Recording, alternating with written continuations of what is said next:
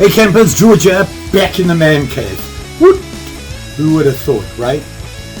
Well, today it's a blistering minus 15 degrees outside. Going outside and making a fire or playing with something sharp and shiny. Not for me today. It's just too cold. And we have warnings that you can't spend too much time outside because bare skin, frostbite. So here I am, but putting the time to good use. Over the past couple of months I've been doing a lot of knife reviews, from small folders to belt knives or full tang fixed blade knives. While doing that, certain parts of the knives I was wondering about. And I thought, it's time for me to actually look up and learn a little bit more about knives. What's the correct word? Nomenclature. Word of the day. Basically, what all the parts of a knife are actually called or referred to. Now, I did notice when searching and reading up that there are subtle differences between who's making the description. But in general, they're all the same. And that's what I've been doing. I mean, looking at a knife, there is a lot of parts to a knife when you think about it. For example, this guy here is not just a knife, it's a folder, which means it has moving parts on it. And that would be, it opens up. It has to stay open. The design is totally different to something like this, for example. There's really no moving parts on this, but every single knife that you look at has parts on it and names for those parts that need to be on a knife in order for it to be the knife it's meant to be. In other words, is it a folding knife? Is it a fixed blade belt knife? What is its use? What is it made of? The steel. Does it have a sheath? And how does the sheath work? There's so many different things that I decided to have a look-see and learn a little bit more about these sharp and shiny things I'm so addicted to and spend all my hard-earned money on. So let's have a closer look. There's certain things that need to be considered when looking at knives. One is what you're going to use it for.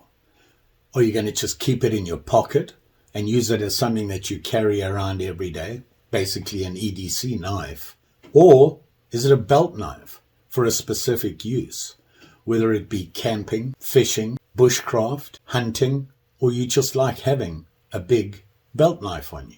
All these things have to be taken into account, and that means there's really 3 parts that I could figure out that I need to look at and learn some, and that is the basic anatomy. What is this called? What's that referred to? What is this? What is that? And why?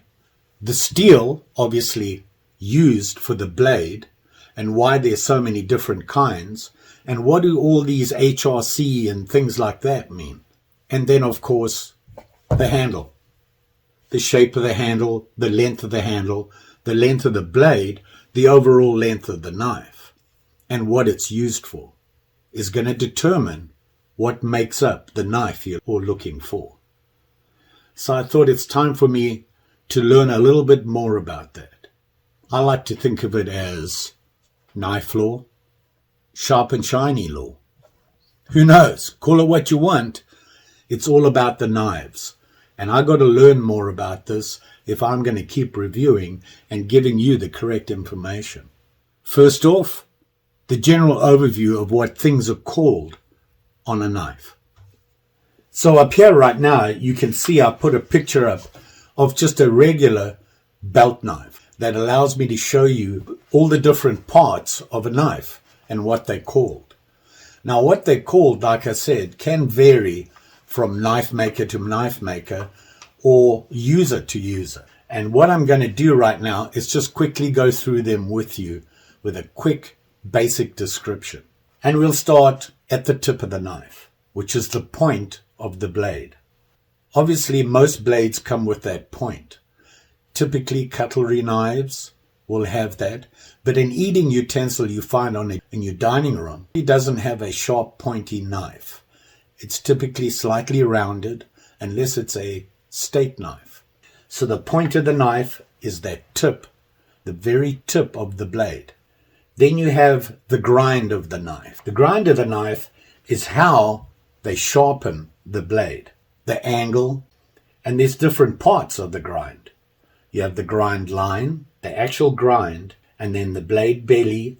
Really, the belly of the blade is where you're going to do most of the cutting. And there obviously are different grinds. There's many different grinds. And I hope to get into that a little bit more, maybe on a different video. You have the shoulder of the grind. You have jimping on the top of the blade. Not all blades have that. That's where you put your thumb when you're holding the blade, putting some pressure down, cutting, chopping, whatever you're doing with it. There's the spine, which is the top, basically the top ridge of the whole blade. You have the choil, which is down at the back towards the handle, right at the bottom. You have the plunge of the grind. Now, we're into pronunciations, and you know me and that. I'm going to say ricasso, how I would pronounce it. Then you have things like bolsters, bolster pins, the scale, which is typically referred to as the handle and what it's made of. And that can be anything: wood, plastic, PVC, bone, or even steel.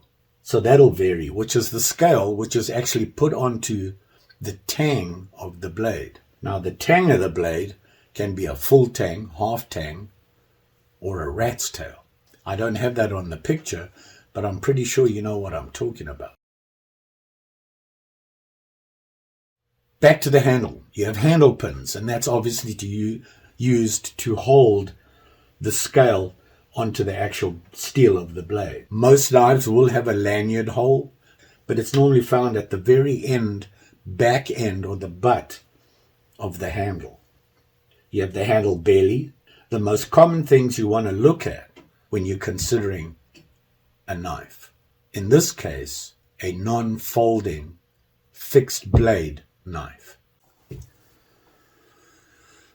As you can see, the picture coming up now is going to be all about folding knives. And folding knives are a little different, like I said before, to a fixed blade knife. They have moving parts on them.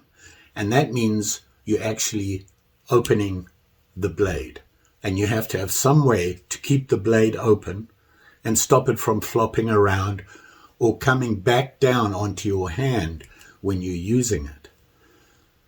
So let's have a look at that. So you can see the picture here. And right off the bat, I want to show you something that is not common on a fixed blade.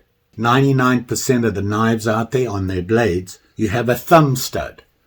Typically a thumb stud, not all will have it. Some will use a nail notch where you can put your thumbnail in as a little notch cut out of it. Here's an example here. I don't know if you can see that. Right there, looking closely, you can see it has a notch out there, and it allows you to get your fingernail in there to pull the blade open. When it's closed, there it is right there, which allows me to grab it with my fingernail to open the blade. The thumb stud, however, is actually a stud in the top of the blade, which allows you to put your thumb on it to flip it open. And it's typically used with assisted opening knives. And here's an example here. See this here? There it is there, and that's your thumb stud. And what that allows you to do is to use your thumb to pull the blade open. This is, I'm not sure where I got this knife from. It's not the perfect knife, it's just a little pocket knife that I have, but it does show that thumb stud. And what it allows you to do is to open the knife. And as you can see, it is double for left and right-handed people. Not uncommon. In fact, on any fairly decent flip open knife, you will have that. And it allows you to pull the blade out of the handle. You're going to start seeing things that are typical with other handles. And that is, you have a lanyard hole, you have your regular handle, which has the same names as we saw on the other one. And then you have a couple of other things that you see, which are more common on a flip knife than on a fixed blade knife. And that is the bolster. And some knives will have two, one on each end of the handle. Just like this one here. This here is the bolster. Here is the bolster. If I open it up, you can see it a little bit better there. And you can see that it's typically made of a pretty hard material.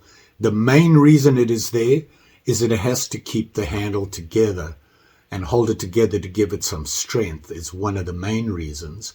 And all your moving parts are typically inside that first bolster, which gives it that support for all the moving parts. And you can see this one has all the handle pins in it. And you have a pivot point, which happens to be inside the bolster here. On some blades, they don't have a bolster, and you can see the pin where the blade actually pivots on.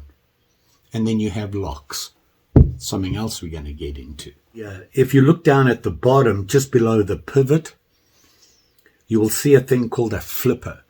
On some blades, they'll have that little piece sticking out, which allows you to flip the blade closed and open. Now, I'm not a big fan of that, a little bit too close to the blade for me, and where I'm putting my finger there makes me nervous. And you know me, I'll cut myself a lot. Just did. Well, not just, but cut myself the other day while playing with my sharp and shinies. I'm an accident waiting to happen, and that flipper makes me nervous. If the knife has a flipper, I'm not really keen on getting it unless it has a thumb stud that I can use in the place of a flipper to open it, or a nail notch in there just to open the blade with. That's just me. And then, of course, you have your lanyard hole as well. So there it is. A very basic look at all the names that you're typically going to see or hear about when somebody talks about a knife, or you're looking at a knife. Depending on the knife and the use that the knife was designed for, will have certain things and not others. For example, a bush knife is not going to be a flipper. You can use a flipper knife as a bush knife. It's just not very good because it's not going to be big enough and typically sturdy enough to take the abuse that you're going to use on a bush knife, like bludgeoning and things like that, and ramming that tip into a piece of hardwood to make a hole. Hopefully in a video coming up, when I'm talking about a pocket knife or a flip open knife, a non-fixed blade knife, I'm going to talk about how they lock them in. And there's a couple of different ways they're done. And even on some, they don't even lock them in. Obviously, that depends on just what you're going to use it for. Obviously, something that you're going to use a lot at work or a little bit more heavier use, you want a good lock on your blade. And these are things that are going to determine, just like everything else, what you're going to buy. Overall, the size of the knife is important. And part of that sizing of the total length of the knife is determined by the blade length and the use of that blade length. Typically, bushcraft knives have a shorter blade. A general camp knife will have a longer blade. Some will be thicker, some will be thinner. Some will be made of carbon steel, stainless steel, D2 steel. There's all different kinds and lots of things to look at. And hopefully in the future I can come up with some videos that'll maybe help you understand knives a little bit more and why they are the way they are and why the manufacturers have chosen to make the knife this way. Anywho, there you have it. A quick look at the names associated with knives. Hopefully it helps you. It helped me, and then looking up what they're all about was pretty interesting. And it gets better when you start looking at locking mechanisms, blade shapes, types of steel. There's a lot to look at. I'm gonna, and maybe you can come along and join me and we can all learn together. Just saying. But don't forget, like, share, subscribe. You know the story. And you know I'm going to be back with another video on something else about these knives. Why are they made the way they are? Hopefully, I'll have that all figured out. Thanks for watching. And you all be safe out there, especially with these sharp and shiny things. Just saying. Thanks for watching. Take care now. Bye.